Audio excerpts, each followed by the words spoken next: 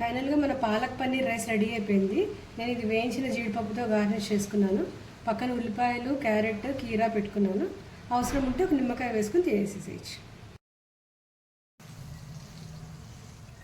ఈరోజు నేను పాలక్ పన్నీర్ రైస్ చేస్తున్నానండి. దానికోసం నేను ఈ వేడెక్కిన ప్యాన్లో బటర్ వేసుకున్నా. బటర్ కరిగిపోయింది. కొంచెం నూనె కూడా వేసాను బటర్ మాడిపోకుండా. ఇప్పుడు నేను దీనిలోకి ఒక దాల్చిన చెక్క ముక్క, 2 ఇలాచీలు, ఒక 4 లవంగాలు వేసుకుంటున్నాను. దీంతో బటర్ కొంచెం ఫ్లేవర్ఫుల్గా అవుతుంది. ఇవి కొంచెం వేగంగానే ఉల్లిపాయలు వేస్తాను. ఈ సీజన్లో పాలకూరని, ఆకుకూరలు ఏవి వాడినా కూడా బాగా కొంచెం ఉప్పు నీళ్ళల్లో కడుక్కొని జాగ్రత్తగా చూసుకొని వాడుకోవాలండి. వానలు పడుతున్నాయి కదా, పురుగులు, దాని తాలూకు ఎగ్స్ అన్నీ కూడా ఆకుల మీద ఉంటాయి. చూసుకొని జాగ్రత్తగా చేసుకోవాలి. ఇప్పుడు నేను దీనిలో ఉల్లిపాయలు వేసేస్తాను. సన్నగా తరుక్కున 2 ఉల్లిపాయలు తీసుకున్నాను, మీడియం సైజువి. పెద్దదైతే ఒకటి సరిపోతుంది. ఇవి ఎర్రగా వేగిన తర్వాత నెక్స్ట్ యాడ్ చేసుకుంటాం.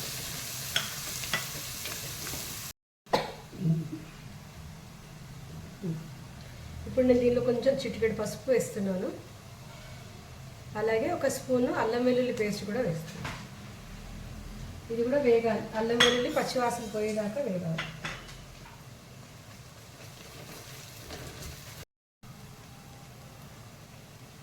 ఇది మేము సీజన్లో వచ్చిన స్వీట్ కార్న్ ఇలా ఒలిచిపెట్టి ఫ్రీజ్ చేసుకున్నామండి. ఫ్రోజన్వి బయట కొన్నవి కావు ఇవి. కాబట్టి ఇవి నేను ఒక 2 నిమిషాలు బాగా ఉడకబెట్టేసేసి ఇది రెడీ చేసి పెట్టుకున్నా. ఇప్పుడు ఈ వేగిన ఉల్లిపాయల్లో స్వీట్ కార్న్ వేసేస్తాను. ఇది కూడా ఒక 2 నిమిషాలు వేయించుకోవాలి. జస్ట్ బటర్ వాసనకి ఇవి బాగుంటాయి వేయించేలా. ఇది అవ్వగానే ఇప్పుడు నేను ఇది బ్లాండ్ చేసి గ్రైండ్ చేసి పెట్టుకున్న పాలకూర, ఇందులో దీంట్లో నేను ఎండుమిరపకాయలు వేడినీళ్ళలో వేసి నానబెట్టుకున్నా. ఒక 6 ఎండుమిరపకాయలు, ఒక 10 వరకు వెల్లుల్లిపాయలు, బ్లాండ్ చేసుకున్న పాలకూర, కొత్తిమీర అన్నీ కలిపి గ్రైండ్ చేసుకున్న పేస్ట్ ఇది.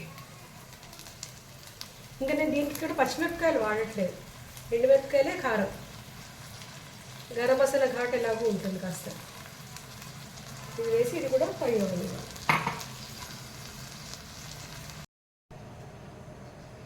ఇప్పుడు నేను కాస్త గరం మసాలా వేస్తున్నా ఇందులో.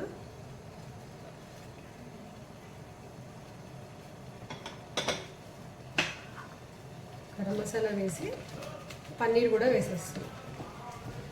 ఇది నేను బటర్లో వేయించిన పన్నీరు.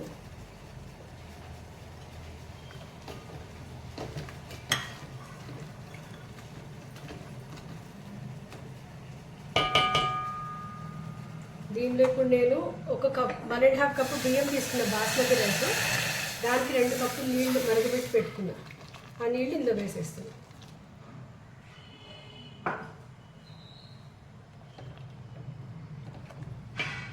ఇప్పుడు రైస్కి సరిపడా ఉప్పు కూడా ఇందులో వేసేస్తున్నాను నేను.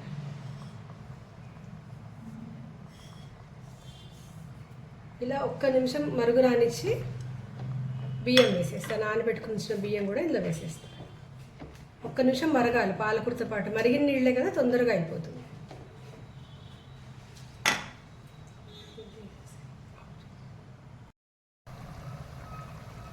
ఇవి నేను ఒక అరగంట ముందుగా నానబెట్టుకున్న బాస్మతి రైస్.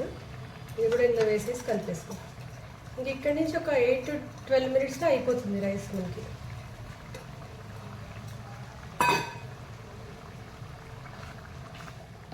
ఇప్పుడు హైలో పెట్టేసుకుంటున్నాను.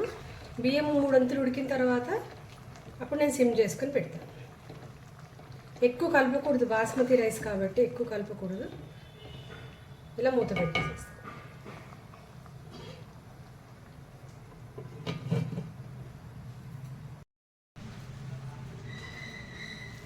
ఇదిగోండి, ఇలా రెడీ అయిపోయింది. పాలక్ పన్నీర్ రైస్ రెడీ అయిపోయింది. ఇప్పుడు ప్లేటింగ్ చేసి చూపిస్తాను.